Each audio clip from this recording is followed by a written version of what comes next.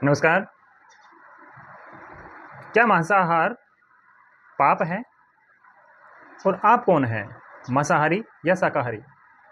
जानते हुए या ना जानते हुए हम सारे मांसाहारी हैं। किस तरह? हम जो दूध पीते हैं, घी खाते हैं, लस्सी, दही, ये जो पशु आहार है, ये पशु के शरीर से ही आया है।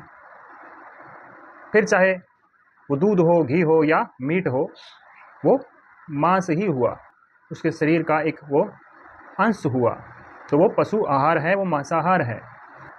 इसके अलावा हम जो अंग्रेजी या एलोपैथी मेडिसिन लेते हैं, दवाई लेते हैं, उसमें हड्डियां पिसी हुई होती हैं टैबलेट में, और दवाई में खून होता है, ब्लड होता है पशुओं का।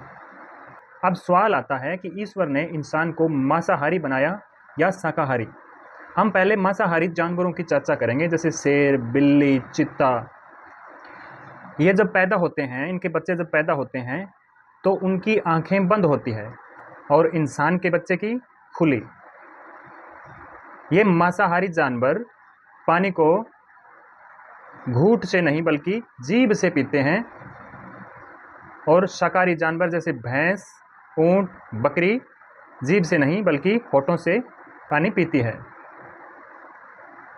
इसके अलावा जो मांसाहारी जो जानवर हैं, उनकी जो आंत है वो छोटी होती है। उनमें एक खास तरह का एक एसिड होता है जो उस मांस को पचाता है। उनके दांत भी अलग होते हैं।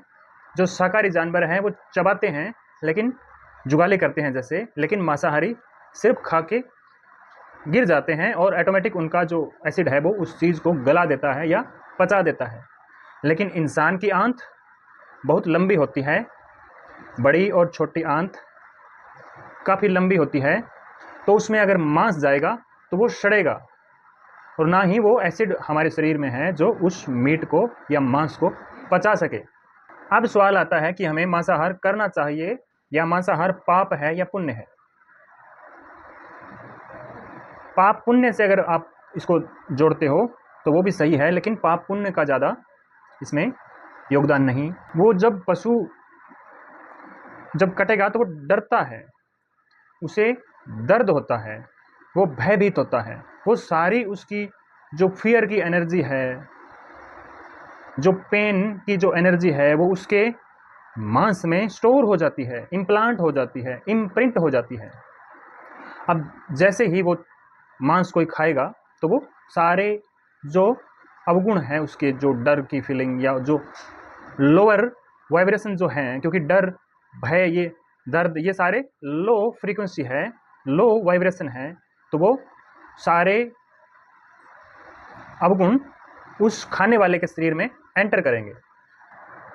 इसके अलावा अब मान के चलो 1 या 2 साल या 3 साल का जो पशु है, तो उस 3 या 2 साल में उसने कितना जहर का खाना खाया है, जैसे घास फूस जो भी उसने खाया है, केमिकल जो उसने अपने शरीर के अंदर ले रखे हैं, वो सारे केमिकल उस मीट में ट्रांसफ़र होंगे। तो खाने वाले के शरीर में अचानक 2 या 3 साल की उसने जो कलेक्शन कर रखी है उन केमिकल्स की, वो एक साथ ही अपने शरीर में ग्रहण कर लेता है। अब एक कहावत भी है, जैसा अन्न वैसा मन। तो जब पशु को खाएंगे तो वो पशुता के गुण वो तो उसमें आएंगे ही, उस पशु को कोई रोग भी हो सकता है। इसके अलावा जो मांसाहार करते हैं वो चाहे इसको अच्छा माने या बुरा माने, लेकिन एक जो अपराध भावना है, जैसे कि वो पाप कर रहा हो, ऐसी वो फीलिंग अपने अंदर डीप अपने अंदर वो रखता है। तो वो अपना जीवन अपराध भाव से जीता है कि मैं कोई पाप कर रहा हूँ, और अपनी जो फ्रीक्वेंसी है वो नीचे रहेगी उसकी। मेरा उद्देश्य है किसी की भावनाओं को ठेस पहुंचाना नहीं। अगर आप खाते हो तो मुझे इससे कोई प्रॉब्लम नहीं, अगर आप नहीं खाते हो तो मुझे इससे कोई फ़ायदा नहीं। मैंने इसके गुण और अवगुण की चर्चा की है। खाना या ना खाना आपकी फ्री विल है, आपकी आज़ादी है। वीडियो में पूरे बने रहने के लिए आपका धन्यवाद।